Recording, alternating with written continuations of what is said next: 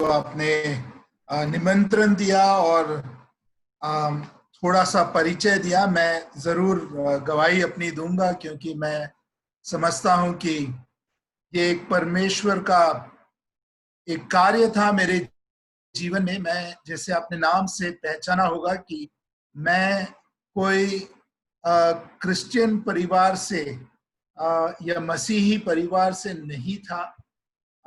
मैंने लगभग 32 साल पहले प्रभु परमेश्वर यीशु मसीह का वचन सुना और यीशु मसीह को अपने उद्धारकर्ता के रूप में ग्रहण किया। मेरे दो भाई हैं। एक बड़ा भाई है जो एयरफोर्स में है और एयरफोर्स में था। 2 साल पहले उसका रिटायरमेंट हुआ, वो भी कुछ साल गुजरात में था। और एक जुड़वा भाई है, और हम तीनों का लगभग उसी समय आत्मिक रूप से जन्म हुआ। और कुछ वर्ष पश्चात मेरी माता ने भी यीशु मसीह को ग्रहण किया अपने उद्धारकर्ता के रूप में। और लगभग मैं समझता हूँ 75 वर्ष की मेरी नानी थी तब। वो 1994 में उनका देहांत हुआ, और वे मरने के पहले जब खाट पर लेटी हुई थी, कई बार हम उन्हें वचन सुनाते थे उद्धार का, तो उन्होंने भी यीशु मसीह को ग्रहण किया अपने उद्धारकर्ता के रूप में। मैं पहले दिल्ली में मेरा उद्धार हुआ। वहाँ गॉस्पेल हॉल की जो कलीसिया है, जो कनॉट प्लेस में है, वहां पर मेरा बपतिस्मा भी हुआ। मैं वहीं पर संगति रखता था संतों के साथ। उसके पश्चात मैं हैदराबाद में आया और वहाँ कई साल बिताए, क्योंकि वहाँ मेरे नाना नानी दादा दादी वगैरह रहते थे। और फिर काम के सिलसिले में मैं कुछ साल हैदराबाद में था, फिर बाहरी देशों में भी था, और अब पिछले 8.5 साल से बेंगलोर में हूँ। जैसा भाई ने अपने परिचय में बताया कि मैं बेथेस्दा की कलीसिया में संगति रखता हूँ। मेरा परिवार है छोटा सा, पत्नी जो कि पुणे की है, और मेरे ससुर भी जुड़े हुए हैं, आवले, डेविड आवले। और मेरे साथ मेरे दो लड़के हैं। बड़ा लड़का इंजीनियरिंग कर रहा है, छोटा लड़का भी स्कूल में है। और ये छोटी सी गवाही है। मैं जानता हूं कि जो परमेश्वर का वचन है वो प्रबल है, दोधारी तलवार से भी ज्यादा चौखा है, और हमारे हृदय को भेदता है, छेदता है, हमसे बातें करता है अपनी आत्मा के द्वारा। और यही आत्मा ने मेरे जीवन में भी कार्य किया।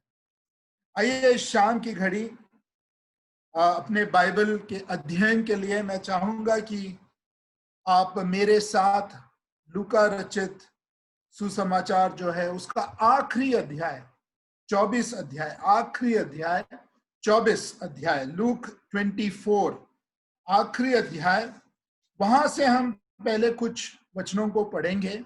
उसके बाद मैं एक शीर्षक दूंगा मेरे प्रचार के विषय में। मैं नहीं जानता कि हमारे पास 40 या 45 मिनट है, उसमें हम कितना समझ पाएंगे, मैं कितना बांट पाऊंगा, पर जरूर इस शीर्षक के माध्यम के द्वारा और मैं कुछ बिंदुएं आपके सामने रखूंगा, ताकि आप, अगर इस उपदेश में हम संपूर्ण रीति से इनका अध्ययन ना कर पाए, तब भी आप घर जाकर या घर में रहकर इसका मनन चिंतन कर सकते हैं।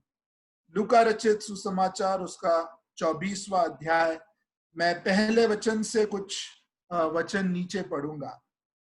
Verse 1, Luke's Gospel, chapter 24। परंतु सप्ताह के पहले दिन बड़े भोर को वे उन सुगंधित वस्तुओं को जो उन्होंने तैयार की थी लेकर कब्र पर आई। उन्होंने पत्थर को कब्र पर से लुढ़का हुआ पाया, पर भीतर जाकर प्रभु यीशु का शव न पाया। जब वे इस बात से भवचित हो रही थी, तो देखो, दो पुरुष झलकते वस्त्र पहने हुए उनके पास आ खड़े हुए। जब वे डर गई और धरित की ओर मुख झुकाए रही तो उन्होंने उससे कहा, तू धरती की ओर मुख झुकाए रखी तो उन्होंने उससे कहा, तू जीवते को मरे हुओं में क्यों ढूंढती हो। मैं फिर से उस आखिरी व्याख्यांश को पढ़ूंगा, तुम जीवते को मरे हुओं में क्यों ढूंढती हो। परमेश्वर अपने वचन के पढ़े जाने पर आशीष दे। मैं इस शाम की घड़ी चाहूंगा कि कम से कम 7 ऐसे स्थान या धाम है जहां पर हम इस 24वें अध्याय में जा सकते हैं। और मैं चाहूंगा कि इस अगले हमारे पास जो समय है 45 मिनट, हम उन 7 धामों या स्थानों के पास पहुंचे। मैं एक आत्मिक रूप से चाहूंगा कि आप एक चित्र अपने मन में रखें। एक नक्शा आपके पास है और वो नक्शे में 7 स्थल है, 7 स्थान है जो कि इस 24वें अध्याय में है। और हम उस नक्शे में, उस रास्ते में जाएंगे और उस स्थान पर रुकेंगे, कुछ देर ताकेंगे, टकटकी लगाएंगे और देखकर कुछ सीख लेंगे, कुछ समझ वहां से लेंगे, कुछ शिक्षा पाएंगे जो कि वचन के द्वारा हमें मिल सकती है। जैसे कि हमने इन वचनों में पढ़ा 24वें अध्याय में, जो पहला स्थान है जहां मैं समझता हूं कि हमें जाना चाहिए और जहां हमें टकटकी लगाकर कुछ देर वहां ध्यान करना चाहिए, मनन करना चाहिए, वो पहला स्थान है कब्र। देखिए, आपने जैसा दूसरे वचन में हमने पढ़ा, देखा होगा, उन्होंने पत्थर को कब्र पर से लुढ़का हुआ पाया पर भीतर जाकर प्रभु यीशु का शव न पाया। पत्थर को लुढ़का हुआ पाया पर भीतर जाकर प्रभु यीशु का शव न पाया। जो पहला स्थान है, जो पहला धाम है, हमारे हाथ में जो नक्शा है उसके साथ हम आगे बढ़ रहे हैं और हम पाते हैं वो पहला स्थान है यीशु मसीह का कब्र। ये कब्र एक बहुत ही अनोखा कब्र था। हम पूछेंगे कि किस रीति से ये एक अनोखा कब्र था। इसके लिए हमें यूहन्ना की जो सुसमाचार है उसमें जाना पड़ेगा और पाएंगे कि वहां पर आप 19वें अध्याय, चैप्टर 19, जॉन्स गॉस्पेल, 19वां अध्याय जो है, वहां पर 4142, 41-42 वर्सेस, चैप्टर 19, 41, 42, 19वां अध्याय 21 और 41 और 42 वचन। उस स्थान पर जहां यीशु क्रूस पर चढ़ाया गया था, एक बारी थी और उस बारी में एक नई कब्र थी जिसमें कभी कोई न रखा गया था, क्योंकि यहूदियों की तैयारी के दिन के कारण उन्होंने यीशु को उसी में रखा, क्योंकि वह कब्र निकट थी। आपने गौर किया होगा, वहां पर 41वां जो वचन है वहां लिखा हुआ है, नई कब्र थी, नई कब्र, नई। जो पहला धाम, पहला स्थान जहां हम नजर लगाकर देख रहे हैं वो है यीशु मसीह का कब्र, है ना, यीशु मसीह का कब्र। और ये बहुत ही अहम बात है कि हम अपना जो नजर है वहां टिका कर रखें। नई कब्र, नई कब्र। नई कब्र का अर्थ क्या है? अगर आप मूल भाषा में देखें तो 2 शब्दों का प्रयोग किया गया है जिसे हम नया या नई हिंदी में पाते हैं, या अंग्रेजी में न्यू करके उसका अनुवाद किया गया है। ये 2 शब्द क्या है? ये 2 शब्द क्या है? एक शब्द है नियोस, दूसरा शब्द मूल भाषा में है काइनोस। एक शब्द है नियोस, दूसरा शब्द है काइनोस। नियोस का अर्थ है कि नया, जो कि समय के मुताबिक नया हो। नियोस का मतलब है समय के मुताबिक नया होना। और काइनोस का मतलब है कि चरित्र या स्वभाव के मुताबिक नया होना। यीशु मसीह का कब्र, देखिए मैं इसका एक उदाहरण देकर आपको समझाता हूं इस मूल भाषा में इसका अंतर क्या है। नियोस, समय के मुताबिक नया। देखिए अगर मैंने कोई नया शर्ट पैंट खरीदा या नई मोटरसाइकिल खरीदी हो, अगर मैं कलीसिया को आता हूँ, सभाओं में आता हूँ और कोई भाई मुझे मिलकर बोलता है, भाई आपका शर्ट लगता है नया है, अगर सचमुच में अगर मैंने तभी खरीदा होता तो मैं कहूंगा हाँ भाई ये नया है।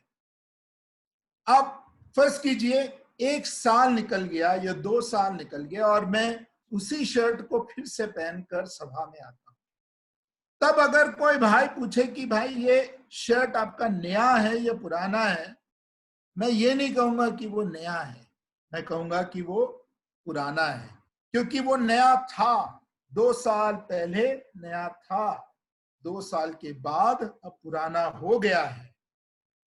नियोस, इसका मतलब है नया, समय के मुताबिक, समय के बीतने से जो नया था अब वो पुराना हो गया है। नई मोटरसाइकिल, नया शर्ट, नया पैंट, नए चश्मे, जो कुछ भी आप और मैं नया खरीदते हैं वो एक जमाने में नया रहता है, समय के चलते हुए वो पुराना हो जाता है। पर वो शब्द का प्रयोग यहाँ पर नहीं किया गया। मूल भाषा में जो शब्द का प्रयोग किया गया है वो है काइनोस। काइनोस, काइनोस का मतलब है कि चरित्र या स्वभाव या विशेषता के भाव से, मूल भाव से नया होना। इसका क्या अर्थ है? अगर आप कोई भी कब्र में जाएंगे तो आप क्या पाएंगे कि वहां एक समय पर शव रहा होगा, उसके बाद वो शव सड़ गया होगा और फिर गंदी बदबू आएगी। अब कहीं पर भी जाए, कोई भी कब्र को देखे, आप पाओगे कि कब्र मतलब किसी का देहांत हुआ है, कोई मनुष्य का देहांत हुआ है, उसके पश्चात उसके शव को वहां रखा गया है, कफन के कपड़ों में लपेट कर, एक अंगोछा होगा, और उसके बाद आप कितने भी सुगंधित द्रव्यों के साथ उस कफन को बांधे, कुछ दिनों के बाद वो शरीर जो है, जो चमड़ा जो है, वो सब सड़ जाए। पर आप यीशु मसीह के कब्र के विषय में देखें कि ये काइनोस मतलब नया, एक अपने चरित्र या स्वभाव से ही नया था।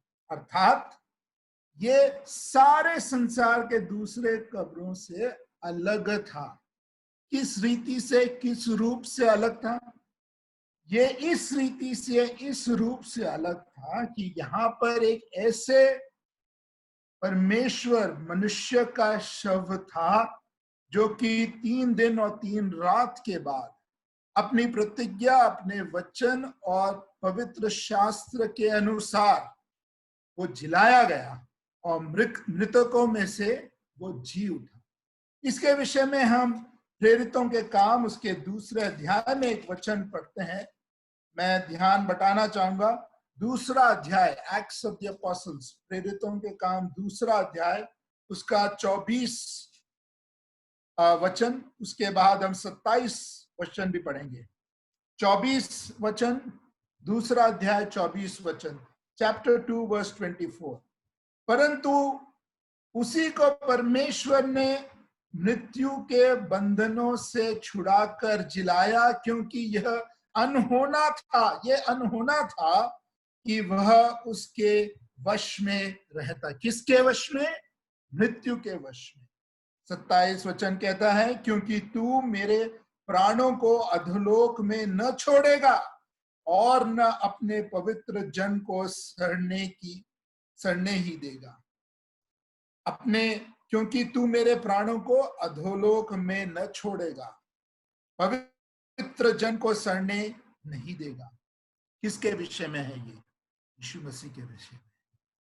तो हम क्या पाते हैं कि जो प्रभु यीशु मसीह का कब्र था, जो नक्शा हमने लिया और उसके मुताबिक चल रहे हैं, और पहला स्थान, पहला धाम जहां पर हम रुक कर टकटकी लगाकर अपना नजर लगाकर देख रहे हैं, मनन कर रहे हैं आत्मिक रूप से, वो था प्रभु यीशु मसीह का कब्र। और ये जो कब्र था, ये कोई इंसानों के कब्र की तरह नहीं जहां पर सड़ने और बदबू आती हो। याद करें आप, यूहन्ना रचित सुसमाचार के 11वें अध्याय में लाजर के विषय में कहा गया है कि वो 4 दिन तक मर गया था और उसे रख दिया गया था उस कब्र में। यीशु मसीह ने आज्ञा दी कि पत्थर जो है वो हटाया जाए उस कब्र से। और आपको याद होगा कि तुरंत उसकी बहन ने कहा कि उसके मरे हुए 4 दिन हो गए, अब सड़ने की बदबू आएगी। फिर भी यीशु मसीह ने कहा, लाजर तू बाहर निकल कर आ। यीशु के बुलंद शब्द की वजह से वो बाहर निकल कर आया। यीशु मसीह का कब्र अनोखा कब्र है। आप सोच रहे होंगे, देखो लाजर का भी कब्र था, वहां पर भी वो मरा था, उसका शव रखा गया था, वो तो जिलाया गया, उठकर वापस आया। पर भाइयों, मैं ये बता दूं कि लाजर फिर से मर गया था, फिर से उसे दफनाया गया। और यीशु मसीह जो है वो जिलाया गया और वो आज भी जीवित है, आज भी स्वर्ग में विराजमान है, प्रभु पिता के दाहिनी ओर विराजमान है। आइए वापस लौट कर आते हैं अपने जो अध्याय है, 24वां अध्याय। जो पहला स्थान हमने देखा वो था यीशु मसीह का कब्र, द ग्रेव। तुम जीवते को मरे हुओं में क्यों ढूंढती हो? जीवते को मरे हुओं में क्यों ढूंढती हो? ये संदेश के साथ अब हम हाथ में अपना नक्शा लिए हुए आगे बढ़ते हैं और आइए हम 13वां वचन पढ़ते हैं। 24 चैप्टर लूक्स गॉस्पेल वर्स 13, 24वां अध्याय और 13वां वचन। उसी दिन उनमें से 2 जन इमाउस नामक एक गांव को जा रहे थे, जो यरूशलेम से कोई 7 मील की दूरी पर था। वे इन सब बातों पर जो हुई थी आपस में बातचीत करते जा रहे थे। और जब वे आपस में बातचीत और पूछताछ कर रहे थे तो यीशु आप पास आकर उनके साथ हो लिया, परंतु उनकी आंखें ऐसी बंद कर दी गई थी कि उसे पहचान न सका। उसने उनसे पूछा, ये क्या बातें हैं जो तुम चलते चलते आपस में करते हो? वे उदास से खड़े रह गए। भाइयों, जो दूसरा स्थान है वो मैं कहूंगा कि इमाउस का राजमार्ग। ये एक छोटा सा गांव था जो कि यरूशलेम नगर से लगभग 7 मील दूर था। और 2 लोग, हम नहीं जानते कि वे 2 भाई थे या पति पत्नी थे। कुछ लोग कहते हैं कि वे एक घर में रहते थे। उन्होंने प्रभु यीशु मसीह को रोका और कहा कि हमारे घर में आओ और समय बिताओ। तो हो सकता है कि वे पति पत्नी क्लियोपास और उसकी पत्नी हो सकते हैं। कुछ लोग कहते हैं कि हो सकता है कि 2 भाई हैं। पर जो विशेष बात यहाँ पर है वो ये है कि वे आपस में बातचीत कर रहे थे। हम यहाँ पर उस राजमार्ग के किनारे पर खड़े रहकर हम उनकी बातें सुन रहे हैं। मैं आत्मिक रूप से कह रहा हूं कि एक आप सोचे, इसके बारे में विचार करें। ये दूसरा स्थान है इस अध्याय में और हम उनकी बातें, उनकी चर्चा सुन रहे हैं। 19वें वचन में हमें कुछ वो बताता है कि किस विषय में वे बातचीत कर रहे थे। उसने उनसे पूछा, कौन सी बात? उन्होंने उससे कहा, यीशु नासरी के विषय में, जो परमेश्वर और सब लोगों के निकट काम और वचन में सामर्थी भविष्यद्वक्ता था। यीशु नासरी के विषय में। मैं ये सवाल आपके बीच में रखना चाहता हूं भाई और बहनों, जब आप लोग बातचीत करते हैं, चाहे घर पर हो, रास्ते में हो, गाड़ी में हो, कलीसिया में हो, ऑफिस में हो, स्कूल में हो, पाठशाला में हो, कहीं भी हो, आप किस विषय में बातचीत करते हैं? क्या आप इस संसार की बातें करते हैं? क्या आप जो सरकार है उसके विषय में बातें करते हैं? क्या आप व्यापार के विषय में बातें करते हैं? क्या आप बाजार के मंदी के विषय में बातें करते हैं, या शेयर बाजार के विषय में बातें करते हैं, या आत्मिक बातें? क्या आपके मन के विचार यीशु मसीह के विषय में है? यहां पर लिखा है कि वे बातचीत कर रहे थे यीशु नासरी के विषय में। ये बात मैं आपके साथ रखना चाहता हूं। जब हम बातचीत करते हैं, मेरी ये गुजारिश है, ये मेरी विनती है कि हमारी बातचीत अपने हृदय से जो उमड़ के बातें आती है वो आत्मिक बातें, वो वचन और पवित्र शास्त्र के विषय में हो, वो हमारे प्रभु यीशु मसीह के विषय में हो। और उसके लिए अनिवार्य है, जरूरी है कि हम परमेश्वर के वचन को हर रोज पढ़ें, कि हम जाने कि इस वचन में क्या लिखा है। आइए एक बात मैं आपको दिखाता हूं, जो मलाकी की जो पुस्तक है, मलाकी की जो पुस्तक है, उसका 3 अध्याय और 16वां वचन। मलाकी की जो पुस्तक, मलाकी चैप्टर 3 वर्स 16, मलाकी की जो पुस्तक है, 3 अध्याय और 16वां वचन।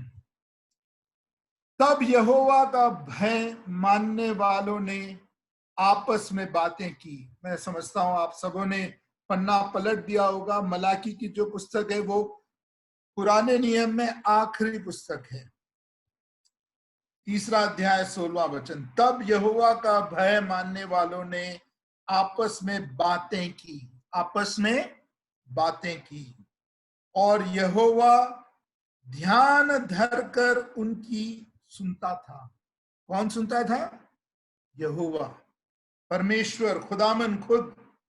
और जो यहोवा का भय मानते और उसके नाम का सम्मान करते थे, उनके स्मरण के निमित्त उसके सामने एक पुस्तक लिखी जाती थी, एक पुस्तक लिखी जाती थी। परमेश्वर यहोवा खुदा हमारी बातों को सुनता है। हमें डरना चाहिए। कई बार हमारे भाई बहन इस बात से अज्ञात हैं, जानना नहीं चाहते, वो कुछ भी कहते हैं, किसी के भी विषय में कुछ भी कहते हैं। देखिए नीति वचन में ऐसा लिखा है, जहां लकड़ी नहीं रहती वहां आग बुझ जाती है, और जहां कानाफूसी करने वाला नहीं होता झगड़े थम जाते हैं। ये बहुत ही अहम बात है कलीसियाओं में। आजकल मैं देखता हूं कि काफी लोग हैं कानाफूसी करते हैं, गलत बातें करते हैं। यहां पर लिखा है मलाकी के दिनों में कि जो भय मानते थे आपस में बातें करते थे, और यहोवा ध्यान धरकर उनकी सुनता था। भाइयों, ये कोई आसान दिन नहीं थे। अगर आप पहले अध्याय में जाएंगे मलाकी के, वहां पर लिखा है कि लोग परमेश्वर का आदर भी नहीं करते थे। वहां के 6 वचन में लिखा है, पहले अध्याय चैप्टर 1 वर्स 6, पुत्र पिता का और दास स्वामी का आदर करता है। यदि मैं पिता हूं, परमेश्वर कह रहा है, यहोवा कह रहा है, इज़राइल से कह रहा है, यदि मैं पिता हूं तो मेरा आदर कहां है? यदि मैं स्वामी हूं तो मेरा भय मानना कहाँ। देखिए 8वें वचन में क्या लिखा है उसी अध्याय के, वैसे जब तुम अंधे पशु को बलि करने के लिए समीप ले आते हो तो क्या यह बुरा नहीं। अंधे अंधे पशु को, जब तुम लंगड़े या रोगी पशु को ले आते हो तो क्या यह बुरा नहीं। अपने हाकिम के पास ऐसी भेंट ले आओ, क्या वह तुमसे प्रसन्न होगा या तुम पर अनुग्रह करेगा। सेनाओं के यहोवा का यही वचन है। देखिए लोग जो थे, आम जनता जो थी, उनके हृदय परमेश्वर से बहुत दूर थे। मलिनता, गंदगी, बाहरी दिखावा कि वे आत्मिक रूप से बलि चढ़ा रहे हैं। अंधे, रोगी और जो दुष्ट पशु थे उन्हें वे लाकर लंगड़ों को वेदी पर चढ़ाते थे। उल्लंघन कर रहे थे परमेश्वर की आज्ञा का। जो मूसा को व्यवस्था दी गई थी उसमें खास लिखा था निष्कलंक होना चाहिए, क्योंकि हर एक बलिदान प्रतीक था किसका? यीशु मसीह का, जो कि स्वयं निष्कलंक निष्पाप। ऐसे दिनों में ये लोग जो परमेश्वर का भय मानते थे वो आपस में बातचीत करते। आइए वापस लौट कर आते हैं लूका रचित सुसमाचार 24वां अध्याय जो है। इस बात को मैं आपके बीच में छोड़ना चाहता हूं। आपके बातचीत का विषय क्या है? क्या आप कानाफूसी करते हैं? क्या ईर्ष्या, द्वेष, ढा, जलन ये आपके बीच में है, या प्रेम, प्रीति, एकता की भावना, एक दूसरे के लिए आपका मन भर आना और प्रार्थना करना, एकजुट रहना, आपकी बातें क्या है? अगर आपका केंद्र बिंदु, आपकी बातों का केंद्र बिंदु यीशु मसीह है, जैसे यहां पर 19वें वचन में हमने पढ़ा 24वें अध्याय के यीशु नासरी के विषय में, आप ये एक सीख लें, आज समझ लें, शिक्षा लें कि यीशु मसीह हमारे चर्चा, हमारे बातचीत का विषय हो। आइए नक्शा लेकर आगे बढ़ते हैं और तीसरे स्थान पर, तीसरे धाम पर हम रुककर कुछ और शिक्षा लेते हैं। और इसके लिए मैं चाहूंगा कि हम इसी अध्याय के 25वें वचन से 25, 26, 27 तीन वचन 25, 26, 27 तीन वचनों को पढ़ें। और यहां पर भाइयों और बहनों जो हमें शिक्षा मिलती है वो कोई स्थान नहीं है, भौतिक रूप से कोई स्थान नहीं है, पर परमेश्वर का वचन है। जो तीसरा धाम है, जो तीसरा स्थान है, वो है प्रभु परमेश्वर का पवित्र वचन। आइए देखिए 25 वचन कहता है, तब उसने उनसे कहा, हे निर्बुद्धियों और भविष्यद्वक्ताओं की बातों पर विश्वास करने में मंदमतियों, क्या अवश्य ना था कि मसीह ये दुख उठाकर अपनी महिमा में प्रवेश करे। 27वां वचन 27, तब उसने मूसा से और सब भविष्यद्वक्ताओं से आरंभ करके सारे पवित्र शास्त्र में से अपने विषय में लिखी बातों का अर्थ उन्हें समझा दिया। सारे पवित्र शास्त्र में से अपने विषय में लिखी बातों का अर्थ उन्हें समझा दिया।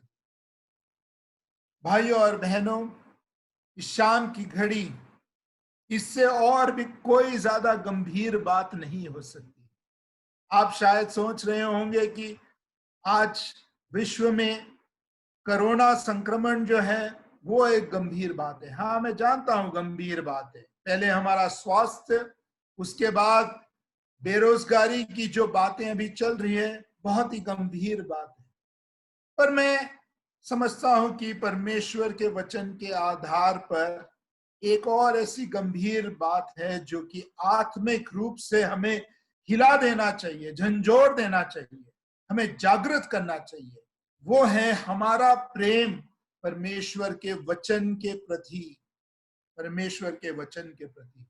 ये तीसरा धाम है, ये तीसरा स्थान है जहां पर हमें रुककर, नजर लगाकर, ध्यान से देखना होगा। अब वो है पवित्र शास्त्र। मैं ये सवाल पूछता हूं कि पवित्र शास्त्र में मूल बात क्या है, किसके विषय में लिखा हुआ है? यहां पर हम उत्तर पाते हैं 27वें वचन में। आप देखिए, लिखा है भविष्यद्वक्ताओं से आरंभ करके सारे पवित्र शास्त्र में से अपने विषय में लिखी बातों का अर्थ। अगर एक शीर्षक हो आपका बाइबल, बाइबल मतलब द बुक, जो किताब है, मतलब परमेश्वर की दृष्टि में भाइयों और बहनों केवल एक ही किताब है और वो है द बाइबल। उसका शीर्षक, उसका पद एक ही है, एक ही नाम है, यीशु मसीह। सारे पवित्र शास्त्र। मैं आपके बीच में एक उदाहरण रखना चाहूंगा और फिर ये कहूंगा कि क्या हम पवित्र शास्त्र हर रोज पढ़ते हैं, ये नहीं। देखिए, मूल बात पवित्र शास्त्र में, मूल शख्स, जो शख्सियत है, जो इंसान के विषय में, जो व्यक्ति के विषय में पवित्र शास्त्र में लिखा है, वो है यीशु मसीह। आइए प्रकाशित वाक्य देखें, रेवलेशन, प्रकाशित वाक्य। एक उदाहरण दे रहा हूं मैं किस प्रकार पुराने नियम में भी हम यीशु मसीह के विषय में ही पढ़ते हैं। और परमेश्वर जो पुराने नियम में, जिसे कभी मनुष्य ने देखा नहीं था, वो नए नियम में किसने प्रकट किया? हम पाते हैं कि उसकी सही महिमा, और जो परमेश्वर, अदृश्य परमेश्वर का स्वरूप बनकर यीशु मसीह संसार में आया, उसने परमेश्वर को हमारे बीच में प्रकट किया। इसीलिए उसने कहा अपने चेलों के साथ कि जिसने मुझे देखा उसने परमेश्वर पिता को देखा। प्रकाशित वाक्य, रेवलेशन। यहां पर अगर आप देखेंगे तो मैं आपको 3 ऐसे वचनों की ओर आपका ध्यान बटाऊंगा जहां पर हम एक व्याख्यांश को देखेंगे, प्रथम और अंतिम। पहला अध्याय 17 वचन, पहला अध्याय 17 वचन। यहां पर लिखा है, जब मैंने उसे देखा तो उसके पैरों पर मुर्दा सा गिर पड़ा। उसने मुझ पर अपना दाहिना हाथ रखकर कहा, मत डर, मैं प्रथम और अंतिम और जीवता हूं। प्रथम और अंतिम। दूसरा अध्याय प्रकाशित वाक्य 8वां वचन, दूसरा अध्याय 8वां वचन। स्मुरना की कलीसिया के दूत को यह लिख, जो प्रथम और अंतिम है, जो मर गया था और अब जीवित हो गया है, वह यह कहता है। प्रथम और अंतिम दूसरी बार हमने पढ़ा।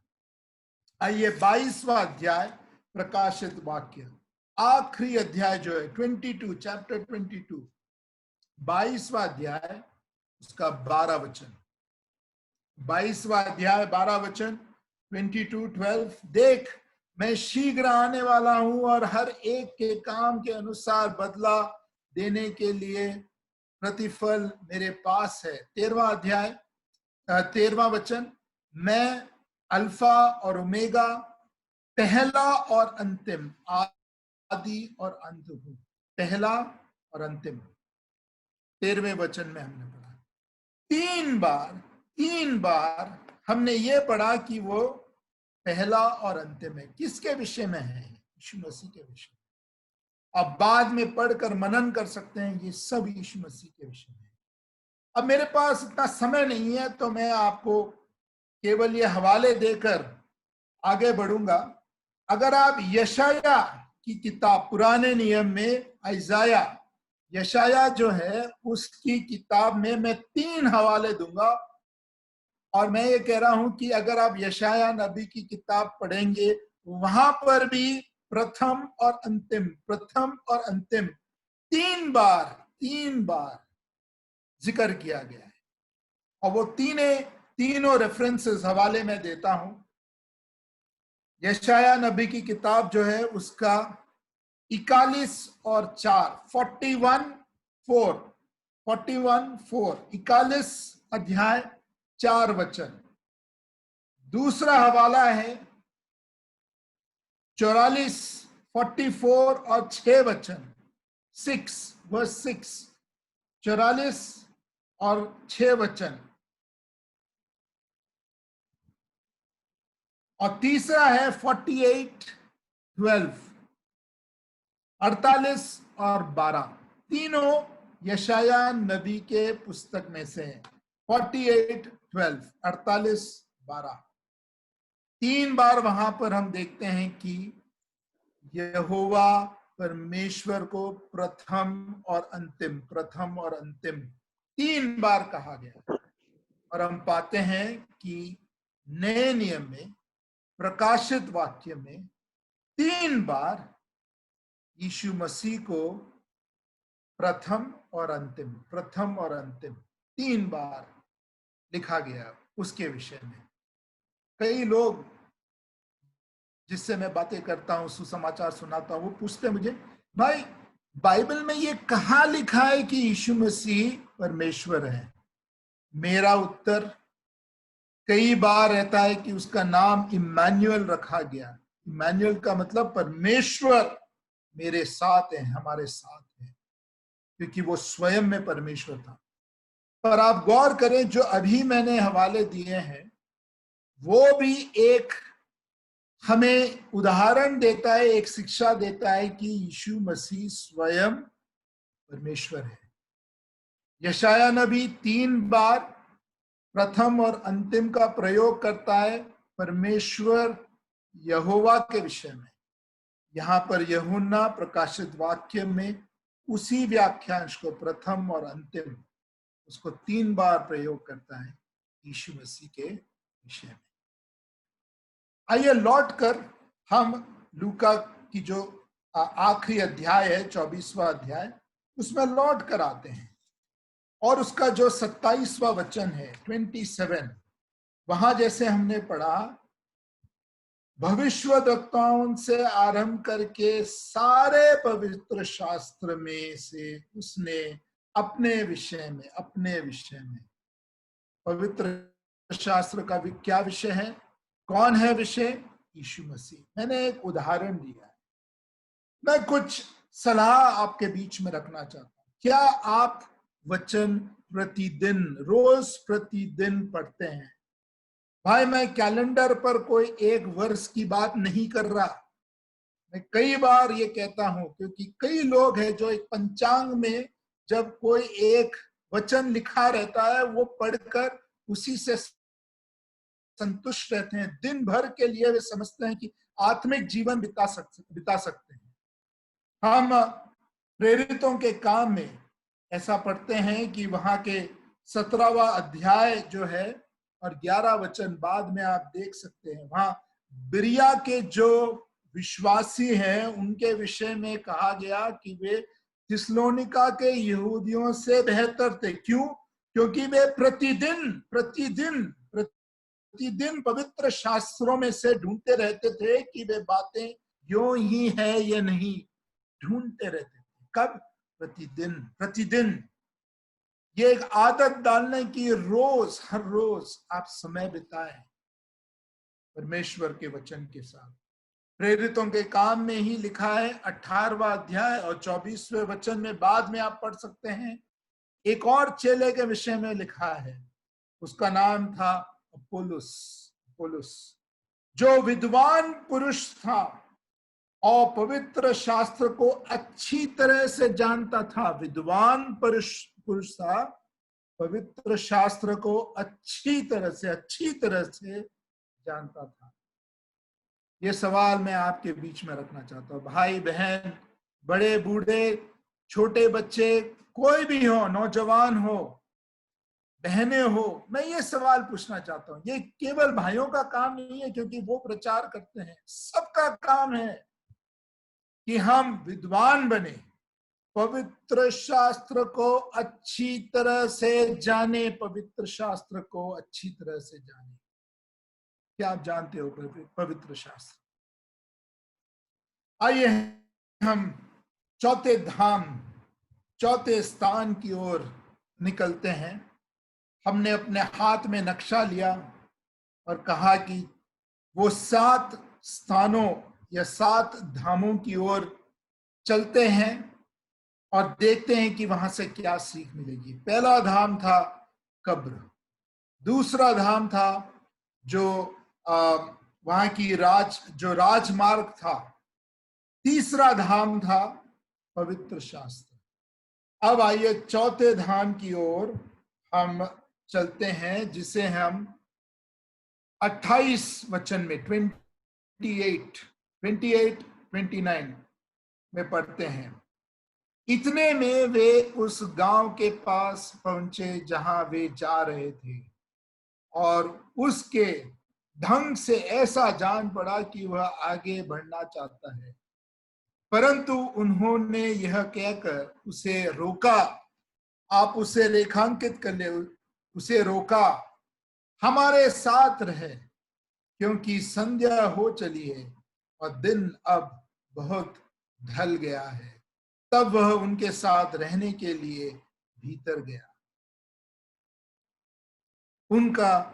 उनके घर का धाम, इमेस गांव में एक घर था, और उस घर में उस संध्या के समय यीशु मसीह जाकर उसने समय बिताया। उसने वहां भोजन किया, रोटी तोड़ा, धन्यवाद दिया, तोड़कर उन्हें भी दिया, और उनकी आंखें खुल गई और उनके मन उत्तेजित हो गए। उनकी आंखें खुल गई और उन्होंने कहा, जब वो हमसे बातें करता था, क्या हमारे मन में उत्तेजना ना उत्पन्न हुई? जो चौथा स्थान है वो एक विश्वासी का घर, विश्वासी का घर। ये एक बहुत ही अहम बात है। जब हम एक रखवाले अध्यक्ष के गुणों के विषय में पहले तिमुथियुस की पत्रिका के 3 अध्याय में पढ़ते हैं, तो उसमें बहुत से गुण लिखे हुए हैं, कुछ आत्मिक, कुछ भौतिक, कुछ सांसारिक, कुछ पारिवारिक। पर एक बात बहुत उभर कर आती है, वहां पर ऐसा लिखा है कि जो अध्यक्ष है, जो रखवाला है, उसके विषय में दूसरे वचन, 3 अध्याय 2 वचन में लिखा है, यह आवश्यक है कि अध्यक्ष निर्दोष और एक ही पत्नी का पति, संयमी, सुशील, सभ्य। अब आप देखिए क्या लिखा है, अतिथि सत्कार करने वाला, अतिथि सत्कार करने वाला और सिखाने में निपुण हो। अतिथि सत्कार करना, ये बात मैं आपके बीच में रखना चाहता हूं। पहले एक जमाना था जब कोई प्रचारक कोई शहर में आता था तो ऐसा कभी हो ही नहीं सकता था कि उसे कोई होटल या मोटेल या कहीं और खाना पड़ता था। लोग अपने घर के द्वार खोल देते थे ताकि वो सेवक उनके बीच में रह सके, उनके साथ बातचीत कर सके, संगति रख सके, प्रार्थना में समय बिता सके। पर आज के दिन कुछ और ही दिन है।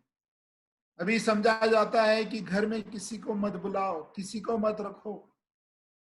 पतरस कहता है, पहले पतरस के 4 अध्याय में, वो भी आप रेखांकित कर लें, कई बार हम घर के द्वार तो खोल देते हैं, पर उसके पीछे हम पाते हैं कि हम कुड़कुड़ाते हैं। पतरस, पहला पतरस जो है उसमें लिखा है 4 अध्याय और मेरे ख्याल में उसका 9 वचन, बिना कुड़कुड़ाए एक दूसरे का अतिथि सत्कार करो। मतलब अब कुड़कुड़ाकर घर के द्वार तो खोल दिए, पर मन ही मन कुड़कुड़ा रहे हैं, खुशी नहीं है कि आपने अपने घर के द्वार खोल दिए। क्या आपके घर के द्वार खुले हैं? मेरे बाइबल में मैं अक्सर जो है, जो कुछ भी मेरे ख्याल आते हैं या मैं सुनता हूं, कुछ यहाँ कोने में लिख लेता हूं, मार्जिन में लिख लेता हूं। यहाँ पर 24वें अध्याय लूका के ऐसा लिखा हुआ है, उन्होंने यीशु मसीह को रोका, पर कभी यहाँ ये नहीं लिखा कि वो कब वहां से जाना चाहिए। उसके आने का तो समय निश्चित था, तब उस संध्या का समय, पर उसके जाने का समय निश्चित नहीं था। क्या आप अपने घर के द्वार खोलते हैं, पहुनाई दिखाते हैं? ये बहुत ही अहम बात है। हमारे पास समय कम है, इसलिए मैं जल्दी पांचवें स्थान या पांचवें धाम की ओर आपको लेकर चलता हूं, और वो है 36वां वचन, जो है 36वां वचन 36।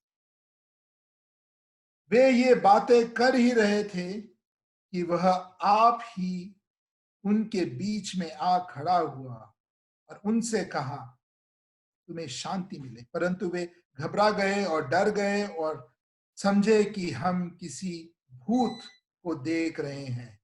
उसने उनसे कहा, क्यों घबराते हो? तुम्हारे मन में क्यों संदेह उठते हैं? मेरे हाथ और मेरे पांव को देखो कि मैं वही हूं। मुझे छू कर देखो, क्योंकि आत्मा के हड्डी मांस नहीं होता, जैसा मुझ में देखते हो। उसने वहां पर बंद कमरे में, अगर आप यूहन्ना रचित सुसमाचार 20वां अध्याय 19वां वचन पढ़ेंगे, तो वहां बंद कमरे में चेले एक साथ थे।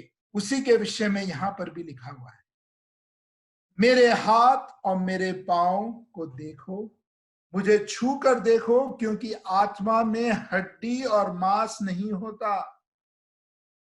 39वां वचन जो हमने पढ़ा, प्रभु यीशु मसीह हमारे बीचों बीच। कई बार हम स्मरण करते हैं मत्ती रचित सुसमाचार 18वां अध्याय 20वां वचन, जब 2 या 3 उसके नाम पर इकट्ठा होते हैं, वो उनके बीच में उपस्थित होता है। बीच में, बीचों बीच। यहाँ पर यीशु मसीह उनके बीच, 36 वचन में लिखा है, उनके बीच में आ खड़ा हुआ, उनके बीच में आ खड़ा हुआ। क्रूस पर अगर आप ध्यान देंगे तो वहां पर भी पाओगे कि दो कुकर्मी उसके दाहिने बाहिनी और दोनों तरफ लटकाए गए थे। यीशु मसीह उनके बीच में था। प्रकाशित वाक्य में अगर आप जाएंगे तो दूसरे अध्याय में वो दिवटों के बीच में चल रहा था। दिवटों के बीच अर्थात कलीसिया। दिवट क्या थी? कलीसिया थी। उनके बीचों बीच न्याय की आंखों से, ज्वाला के साथ जो आंखें थी उसके साथ उनके बीचों बीच तपे हुए जो पीतल के पैरों के साथ उनके बीचों बीच वो चलता है। क्या प्रभु आपके बीच में? यहां पर 39 वचन में आप देखें, लिखा है, आत्मा के हड्डी और मांस नहीं होता। आपने गौर किया है, आत्मा, मांस और, माफ कीजिए यहां पर लाइट गई है इसलिए मैं दूसरा लाइट लगा रहा हूं। मांस, हड्डी और मांस, आत्मा में के हड्डी मांस नहीं होता। सवाल जो आपके बीच में रखता हूं वो ये है कि यहाँ पर लहू का जिक्र नहीं है, खून का, लहू का जिक्र नहीं है। वो मांस और लहू की बात नहीं कर रहा, वो आत्मा कहता है, आत्मा में हड्डी और मांस नहीं होता। सवाल हमारे बीचों बीच ये है कि यीशु मसीह का लहू कहां पर था, और उसका उत्तर हमें इसी सुसमाचार में मिलता है। अगर आप पहले के वचन अध्याय के पहले अध्याय में पढ़ेंगे, आप पाओगे कि यीशु मसीह लहू लुहान हुआ, उसे क्रूस पर लटकाया गया। वो आपके और मेरे लिए, हमारे पापों के लिए, संसार के सारे पापों के लिए वो मारा गया, गाड़ा गया, तीसरे दिन जी उठा। मैं नहीं जानता कि हमारे बीच में कोई अविश्वासी है। जैसे मैंने कहा, 32 साल पहले मेरा उद्धार हुआ, मैंने इस वचन को सुना जो कि मेरे हृदय को चीर कर चला गया। मैंने अपने घुटने टेके, मैंने स्वीकार किया, अंगीकार किया कि मैं पापी हूं। मैंने पछतावा किया, मन फिराया, तो मैंने यीशु मसीह पर अपना विश्वास किया। यीशु मसीह हमारे बीच में। हमारा समय जाता है तो मैं जल्दी से छठे स्थान की ओर आपका ध्यान बटाता हूं। उसके लिए 51 जो वचन है, 51 इसी अध्याय का हम पढ़ेंगे। 50 से स्टार्ट करते हैं। 50वां वचन, तब वह उन्हें बेथनिया तक बाहर ले गया और अपने हाथ उठाकर उन्हें आशीष दी, और उन्हें आशीष देते हुए वह उनसे अलग हो गया और स्वर्ग पर उठा लिया गया। स्वर्ग पर उठा लिया गया। ये जो छठवां स्थान था, ये छठवां धाम था, वो था जैतून का पहाड़ या जैतून का पर्वत, जो कि बतनिया के पास था। बतनिया भी जैतून के पर्वत पर था। हम वहां पढ़ते हैं कि यीशु मसीह को उठा लिया गया। यीशु मसीह का स्वर्गारोहण, यह हमें क्या सीख देता है? एक सीख जो हमें पक्का मिलती है, जरूर मिलती है यहां से, वो ये है कि हमें वो जो दूत थे, उसके साथ जो फरिश्ते थे, जो प्रेरितों के वचन में, जिसके विषय में हम पढ़ते हैं कि उन्होंने जो श्वेत वस्त्र पहने हुए थे, उन्होंने ऐसे कहा कि हे गलीली पुरुषों, तुम क्यों खड़े आकाश की ओर देख रहे हो? यही यीशु जो तुम्हारे बीच से उठा लिया गया, वो तुम्हारे पास से स्वर्ग पर उठा लिया गया है। जिस रीति से तुमने उसे स्वर्ग को जाते देखा है, उसी रीति से वह फिर आएगा। भाइयों और बहनों, क्या आप जानते हैं कि यीशु मसीह वापस आने वाला है? क्या ये आशा आपके हृदय में है? क्या आप एक ऐसा जीवन व्यतीत कर रहे हैं जो कि इस आशा से संपूर्ण है, अर्थात पवित्र जीवन, अर्थात एक ऐसा जीवन जो कि यीशु मसीह के पुनरागमन के विषय में, पुनरागमन की आशा से आप जी रहे हो? हम फिलिपियों की पत्रिका में और पहले थिस्सलुनीकियों की 4वें अध्याय में और पहले कुरिन्थियों की 15वें अध्याय में, ये 3 जो भाग है, वहां पर यीशु मसीह के पुनरागमन के विषय में पढ़ते हैं। एक बात आपके बीच में मैं जरूर रखूंगा। फिलिपियों की जो पत्रिका है, वहां पर लिखा है कि जो हमारा स्वदेश है, हमारा स्वदेश ये धरती नहीं है भाइयों। अगर कोरोना वायरस हो या कोई और संक्रमण हो या कोई और क्लेश हो हमारे जीवन में, हम मायूस ना हो, क्योंकि वहां पर लिखा है कि पृथ्वी की वस्तुओं पर मन मत लगाओ, 3 अध्याय फिलिपियों और 20वां वचन। पर हमारा स्वदेश स्वर्ग पर है और हम एक उद्धारकर्ता प्रभु यीशु मसीह के वहां से आने की बाट जो रहे हैं। फिलिपियंस 3:20। समय नहीं है इसलिए मैं जल्दी जा रहा हूं। वहां पर स्वर्ग, स्वदेश स्वर्ग है, मतलब हमारा जो स्थायी पता, परमानेंट एड्रेस है। मूल भाषा में देखें, हमारी नागरिकता, हमारा स्थायी पता वो स्वर्ग है, ना कि ये धरती। आइए लौट कर चलते हैं लूका रचित सुसमाचार 24वें अध्याय और उसका 7वां जो धाम या स्थान है 52, वहां पर लिखा है, तब वे उसको दंडवत करके बड़े आनंद से यरूशलेम को लौट गए और वे लगातार मंदिर में उपस्थित होकर परमेश्वर की स्तुति किया करते थे। यरूशलेम, यरूशलेम को लौट गए। वहां क्या किया उन्होंने? स्तुति की, परमेश्वर की स्तुति की। अगर आप प्रेरितों के काम पढ़ेंगे तो ना केवल उन्होंने स्तुति की, पर उन्होंने इंतजार किया पवित्र आत्मा के आने का। और पिंतकुस का जब वो दिन पूरा हुआ, समय पूरा हुआ, तो पवित्र आत्मा उन पर उतर कर आ गया। उसके बाद वे गवाह ठहरे। पवित्र आत्मा के सामर्थ्य में वे आगे बढ़े और उन्होंने गवाही कहाँ दी? यरूशलेम में, यहूदिया में, समारिया में, पृथ्वी की छोर तक उन्होंने गवाही दी।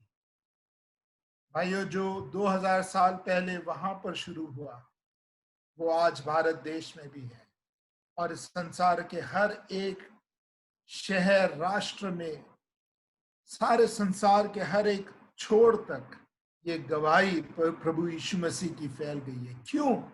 क्योंकि चेलों ने उस आज्ञा को माना। ये सवाल मैं आपके साथ रखना चाहता हूं, क्या आप उस आज्ञा, उस श्रेष्ठ आज्ञा, अंतिम आज्ञा को पूरा कर रहे हैं अपने जीवन में? मेरा समय पूरा हुआ। हमने एक संक्षेप में और थोड़ा शायद जल्दबाजी में वो 7 स्थान देखे जो कि लूका रचित सुसमाचार के 24वें अध्याय में है। एक बार फिर से दोहराता हूं, शायद कोई, अगर आप नोट्स लिख रहे हैं तो आप फिर से इसे लिख सकते हैं। 3रे अध्याय में यीशु मसीह की कब्र, ग्रेव। 15वें अध्याय में जो मार्ग था इमेज का। 27वें वचन में परमेश्वर का पवित्र शास्त्र।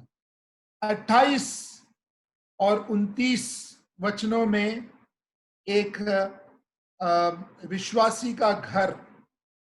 उसके बाद 36 वचन में जो बंद कमरा था जहां चेले इकट्ठे थे और यीशु मसीह उनके बीचों बीच था।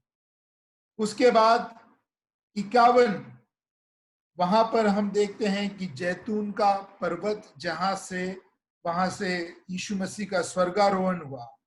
और आखिरी बात हमने देखी यरूशलेम 52, जहां पर उन्होंने स्तुति की और वहां से गवाही भी दी यीशु मसीह की। धन्यवाद फिर से भाइयों का जो कलीसिया गुजरात में है कि एक और समय दिया कि मैं उनके साथ ये वचन बांट सकूं। और थोड़ी देरी हो गई, 5 मिनट की, इसके लिए माफी चाहता हूं। और मैं समझता हूं कि प्रभु अपने वचन से हमसे बातें करें। कुछ बातें हमने बहुत संक्षेप में देखी, पर आप घर में बैठकर इन बिंदुओं पर मनन कर सकते हैं। धन्यवाद भाई।